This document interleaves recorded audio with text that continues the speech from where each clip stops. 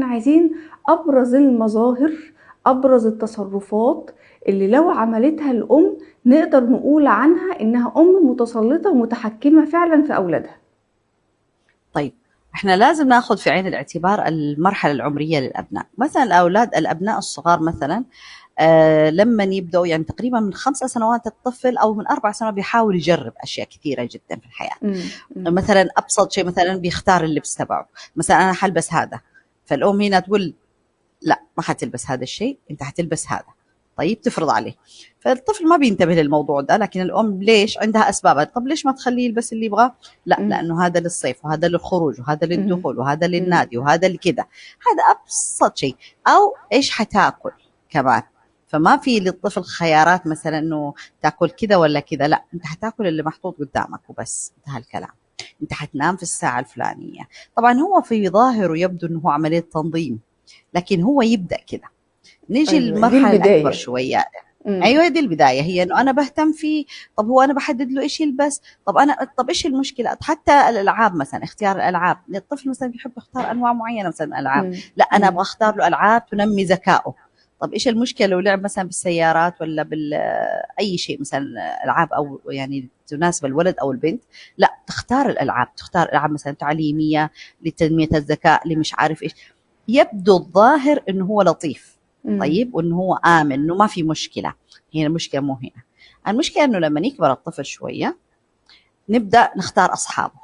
طيب، مع اه. مين تروح، مع مين ما تروح، مع مين اه. تتكلم، ايش تقول وايش ما تقول. تصاحب ده طيب، كل وما هذا تكلمش وما بننقبه. تصاحبش ده. ايوه، وقول كذا ولا تقول كذا.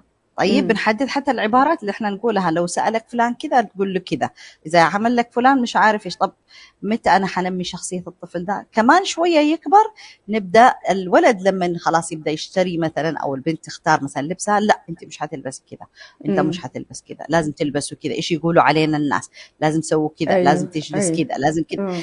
هي تبدأ بهذا الشكل. بعدين يبدأ اللي هو اختيار الخيارات في الحياة.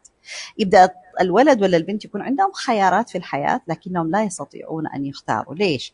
لأنه مم. دائما الأم هذه عقبة في الطريق. أبغى أدخل مثلا علمي ولا أدبي مثلا في الدراسة في الثانوي مم. مثلا. مم.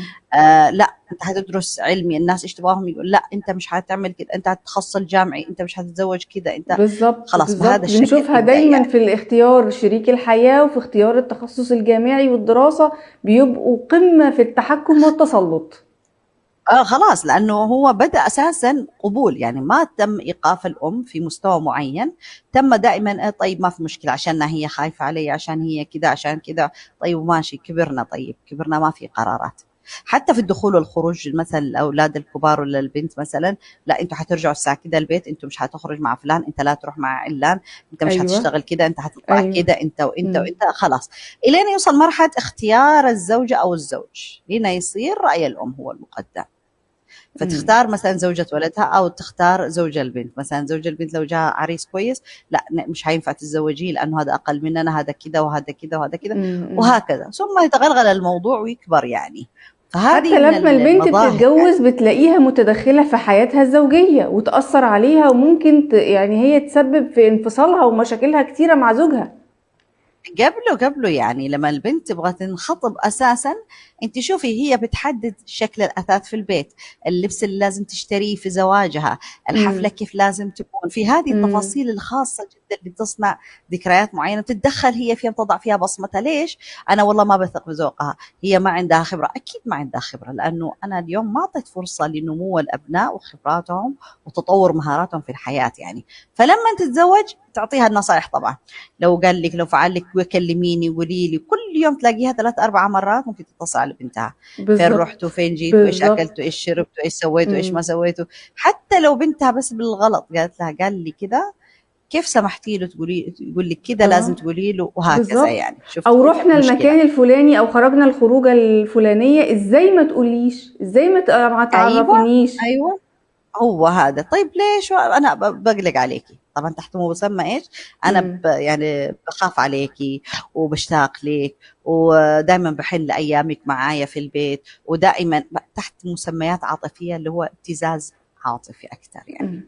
ونفس تمام. الشيء للولد، يعني لما يتزوج بنفس الشيء تتدخل في حياته. طب ليش ما سكن جنبنا؟ لا ليش؟ طب انت خلي اعطيتها فرصه هي تختار اساس البيت مثلا، وانا امك اللي طبعا. تعبت عليك مم. وسهرت عليك، كيف الكلام ده؟ ومش عارفه. دائما الضغط النفسي والابتزاز العاطفي يتم ممارسته لاحكام السيطره على الابناء، فهي مم. تبدا على حسب المراحل يعني. فاذا تم ايقاف الشيء من البدايه يستطيع الإنسان يتعامل مع الموضوع، لكنه مم. لما يوصل مرحلة متطورة جدا يكون برضو العلاج حيكون جدا صعب. طيب، احنا شفنا الأسباب وشفنا